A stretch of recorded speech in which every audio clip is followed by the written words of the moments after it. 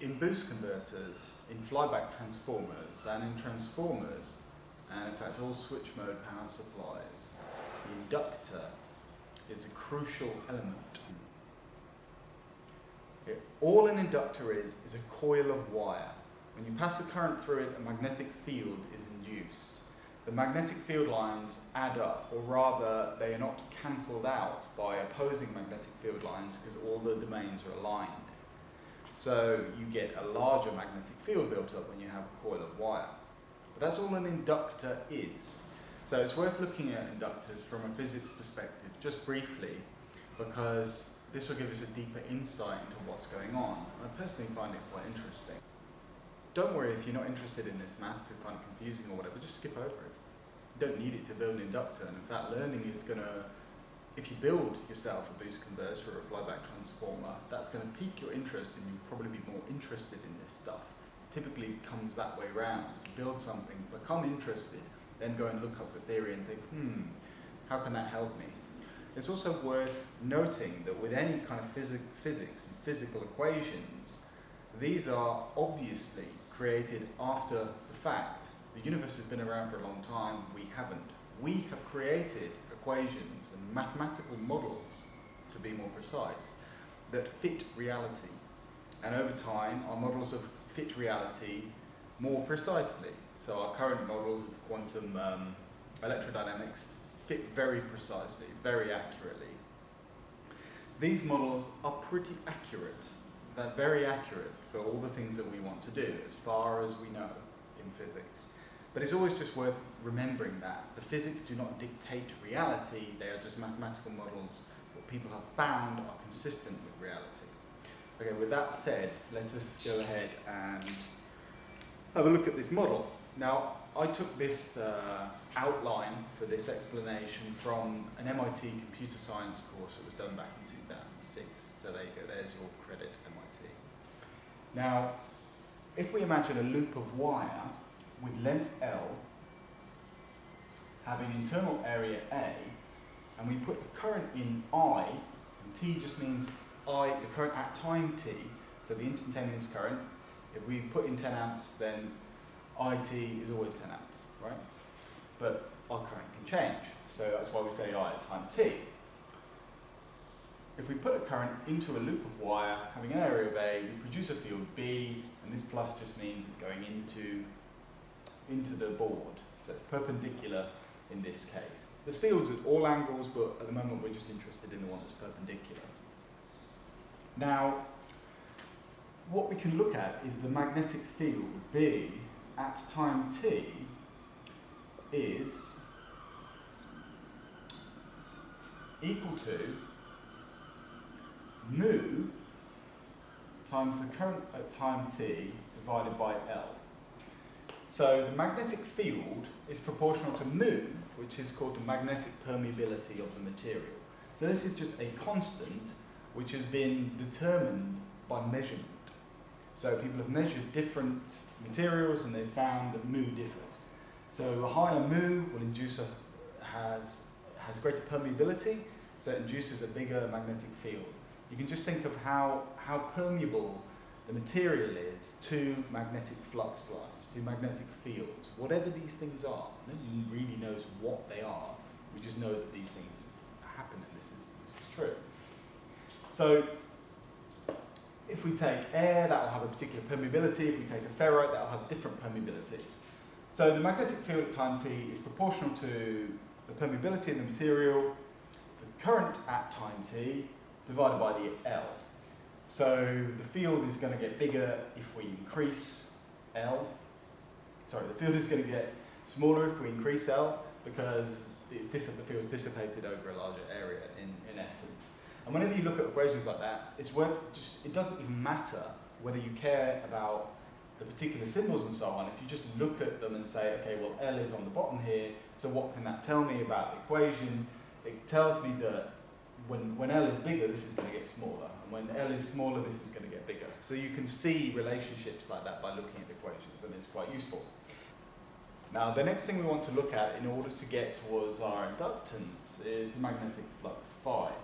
Now, this is defined as the area times the magnetic field at time t. So it's just the net number of magnetic field lines essentially going through your object. And so it's proportional to the area around the magnetic field.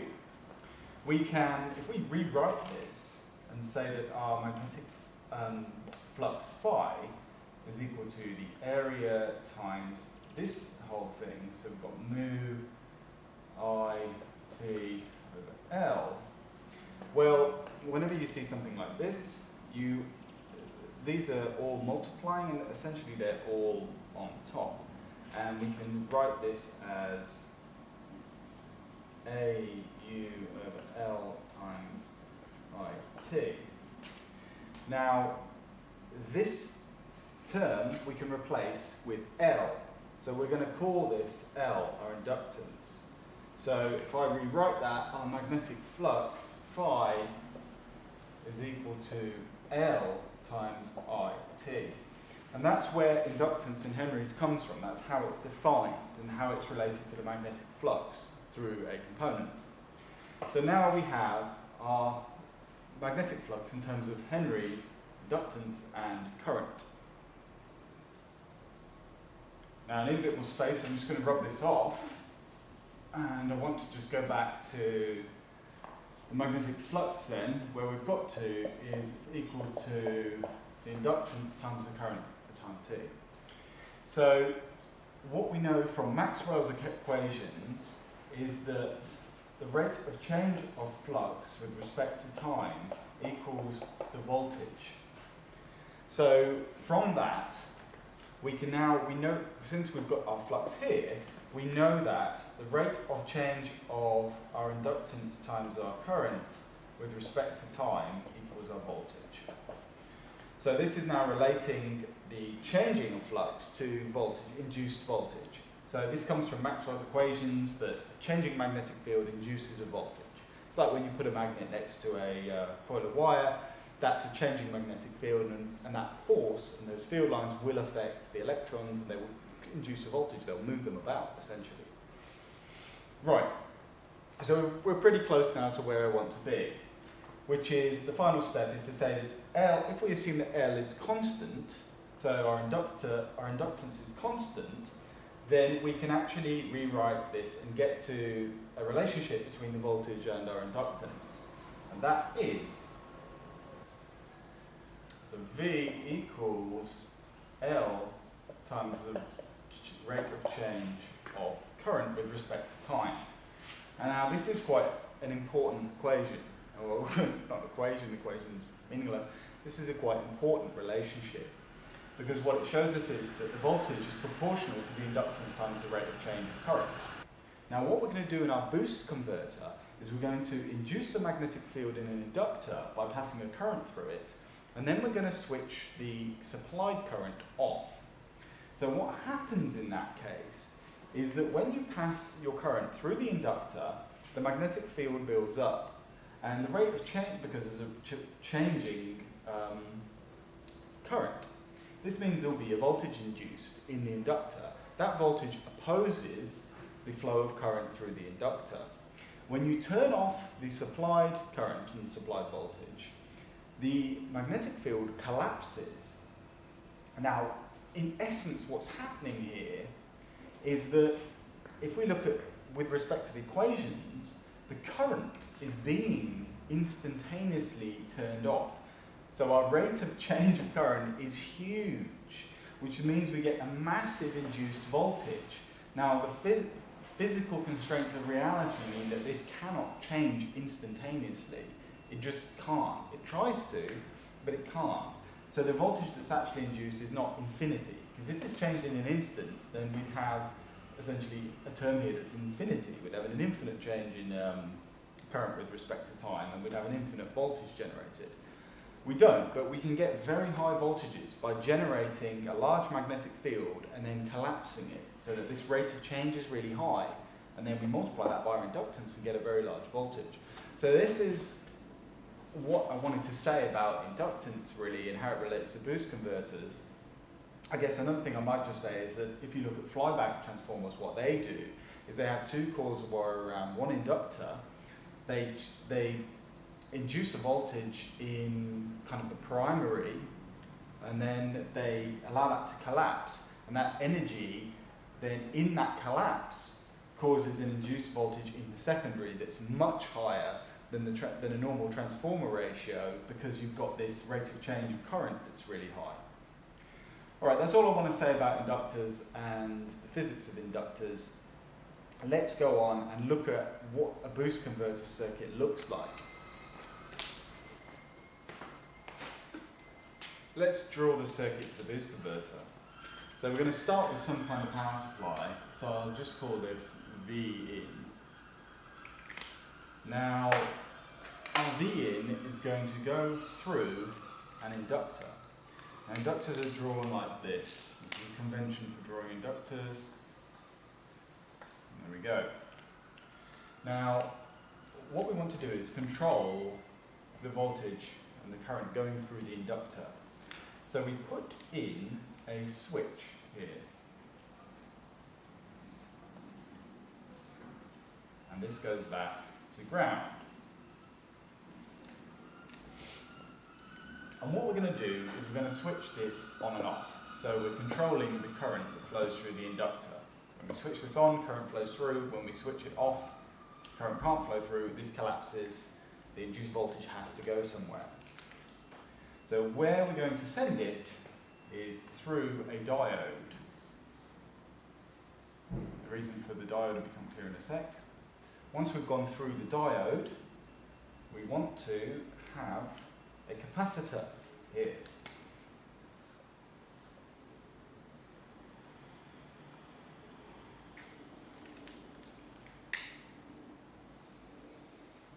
So what will happen is, when we switch this on, current will flow through the inductor. It will also flow through here, but don't worry about that. It will flow primarily through the inductor. This is a path of least resistance. It will build up a magnetic field. We then open the switch again. This magnetic field collapses, inducing a voltage which has nowhere else to go but through the diode. It goes through the diode, it can't come back, and it charges up this capacitor. So then we have our output here, which we're going to call the out. This is our output. And of course, we'll just imagine there's some imaginary load in there, which I'll represent like this. And of course, we've got to join this back up to our ground. Now, this is how the boost converter works. This is a boost converter. It's actually very simple indeed. When we use a boost converter, we switch this on and off at a very high frequency. So we're constantly charging and collapsing this magnetic field so that we keep this capacitor charged at our desired V out, at our target voltage. But that is a boost converter. That's all it contains. And by choosing the inductor appropriately, choosing the switching frequency appropriately, the on period and the off period, and so on, and the output capacitor, you can get almost any voltage you want from any input. And it steps up voltage in the case of a boost converter. There's several other topologies that are very similar that allow you to step voltages down and so on. But anyway, we're interested in stepping voltages up, so that's why we're looking at the boost converter. Right, well, let us now build a boost converter.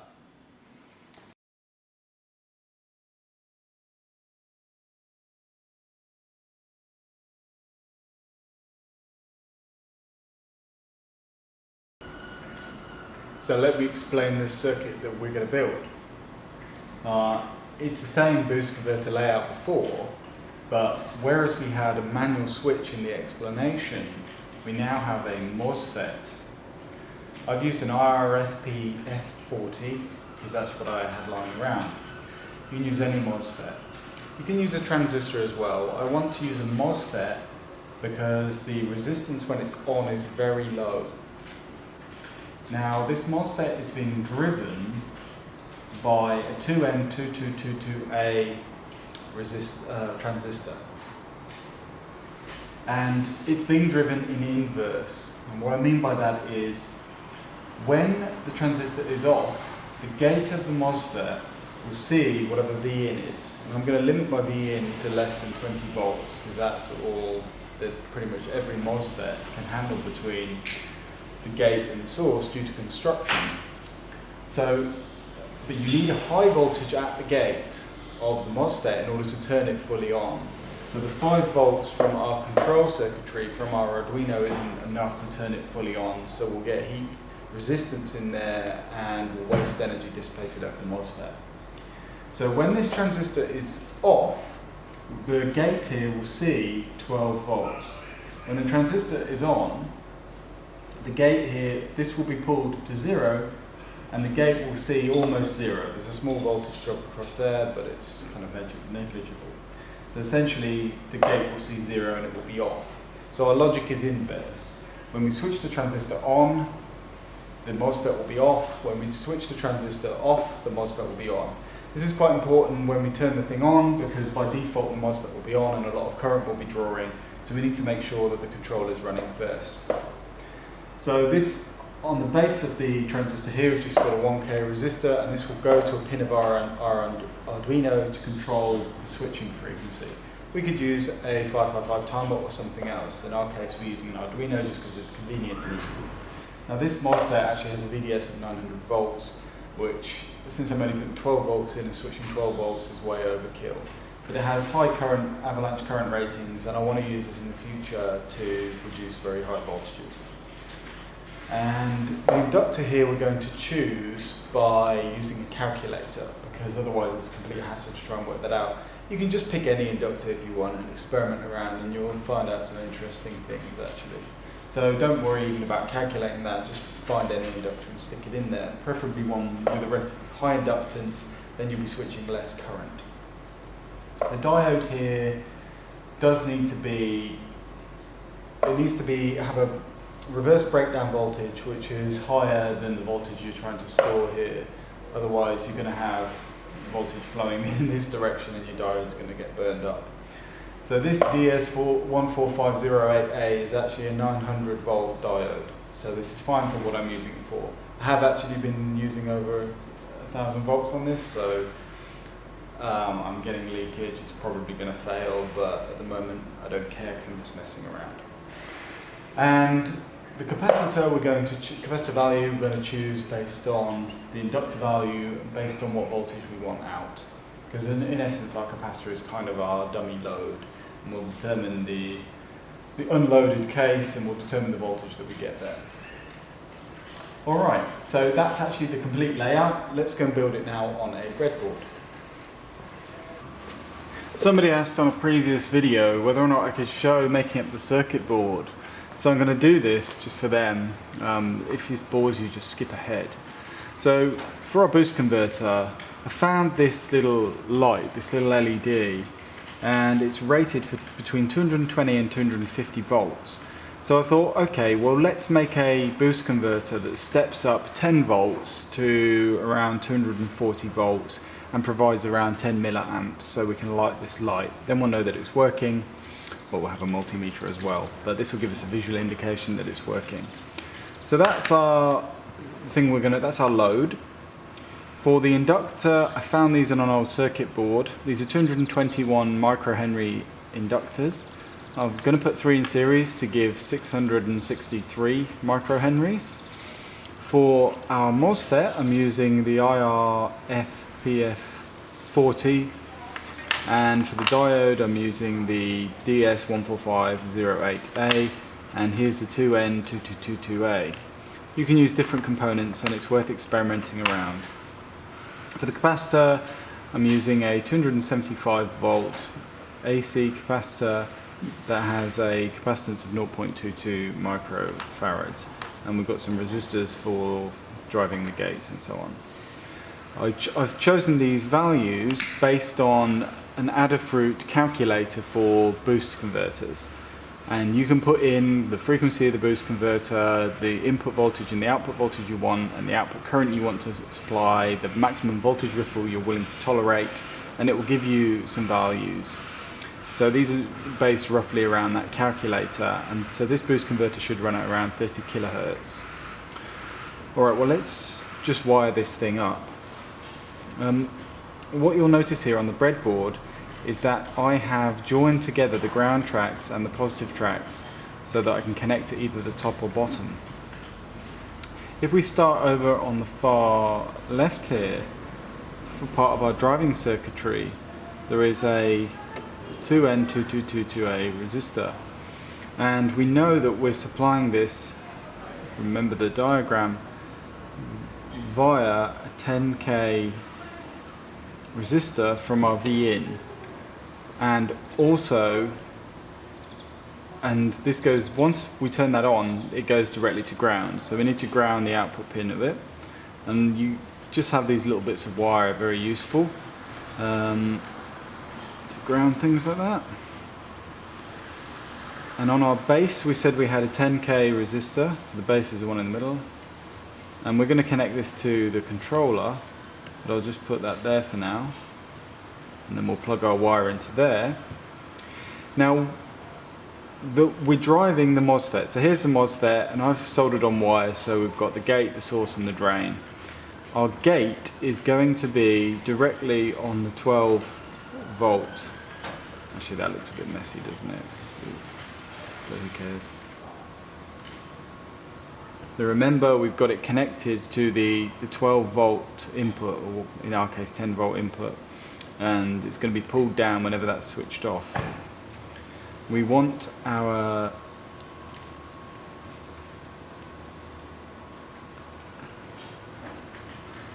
power source, this is on the other side of our inductor, if you remember, and this goes to ground. So at the moment this pin is kind of,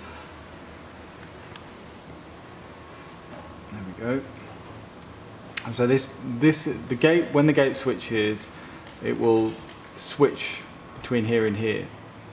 Now we want to go through our inductor, so we need to put the inductor somewhere. This is going to be a little bit backwards, and I want to put all three of these in series.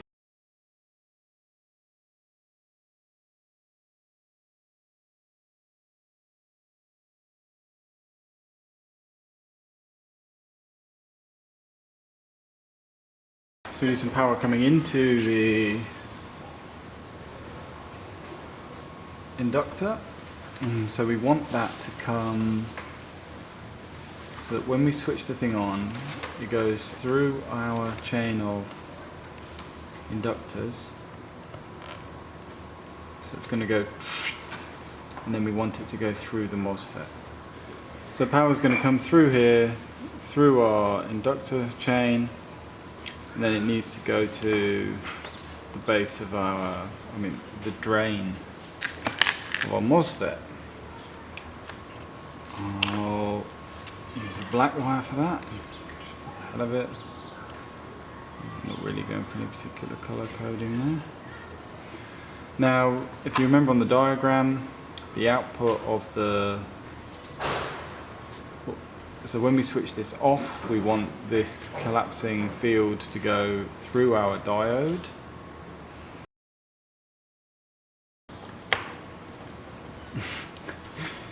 And then from the diode we want to charge the capacitor.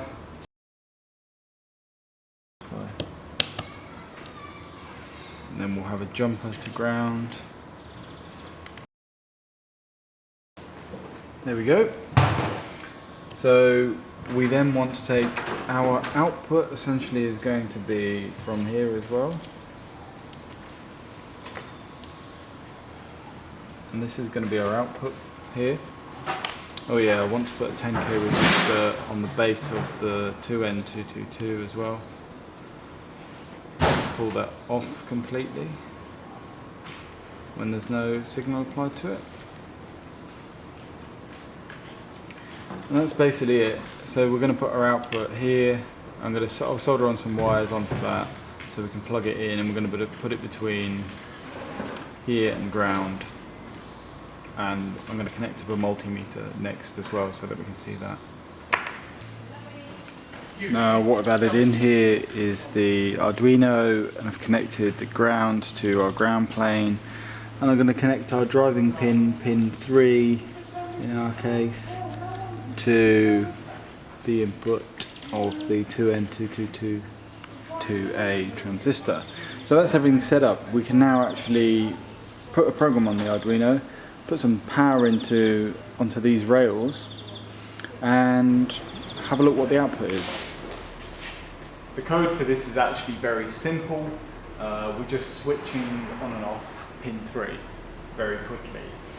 The only thing special we had to do was, because the digital write functions of the Arduino library are so slow, because they do all kinds of checking and so on, it wasn't fast enough to get 30 kilohertz. In order to get 30 kilohertz, I had to use write to the ports directly.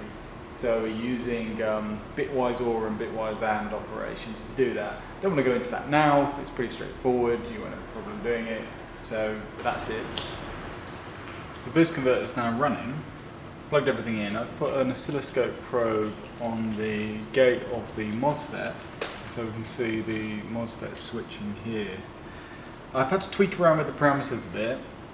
So we've got a frequency of around 31 kilohertz now, which is about what we wanted according to the calculator. So the calculator wanted 30 kilohertz and it wanted a duty cycle of 95%. This isn't calculating the duty cycle correctly, but if I look on here closely, I can see that it probably is around 90, probably 98% or something like that. And what we have here is 240 volts, which is within the range that we wanted from the calculator. So from that, I can say that the calculator is reasonably good. I'm going to now plug in the our LED and see what we get. Okay, the LED does light, so that's good. Can you see that? See the LED's lit. I'll give you a close up on that. But now the voltage has dropped down to 97 volt. But what we can do if we want is actually turn up the supply voltage, and we'll increase that voltage there. We can reduce the frequency, that will also increase the voltage. And this is why it's worth building something like this, just so you can play around and see what happens in real life when you change things like the frequency and you play around with the inductors and so on, just to see how it actually affects the circuit rather than just what the theory says. As a final step, I decided to measure the current that the LED was drawing, and it's drawing 1/4 of a milliamp. So this is way off from the calculator's maximum current of 10 milliamps that the calculator claims it could supply. So why is this? Well, this is because reality and theoretical calculations are usually way off. We've got so many losses here. Well, also our inductor is probably not the 700 that's in the calculator. They're in series, so they don't precisely add up. We've got losses in those inductors. Those inductors might have different inductance at the frequency that they're operating at. Inductance changes with frequency. There's going to be losses in this circuit. We're done up on the breadboard. The connections are terrible. So it's going to be radiating power actually at that frequency.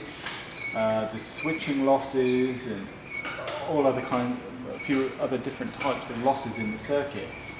Actually, with any inductor-based design, you need to test the inductor in the application, precisely because they change with frequency and so on. But never really take a breadboard build as a reference for a real build, because breadboards are notoriously terrible. All the connections are pretty crappy and so on. They're okay for testing things out. You need to build it on perf board or build a PCB to really check your design. Right, so that's all I want to say in this video. You should now know how to create a boost converter and understand that it's really easy to actually make a boost converter, and the operation is actually very simple. Please watch the follow-up video where we're going to use a boost converter to charge a big capacitor bank to a high value, to 450 volts, and then discharge it over various things. Should be good fun. Anyway, I hope that was useful, and thanks for listening.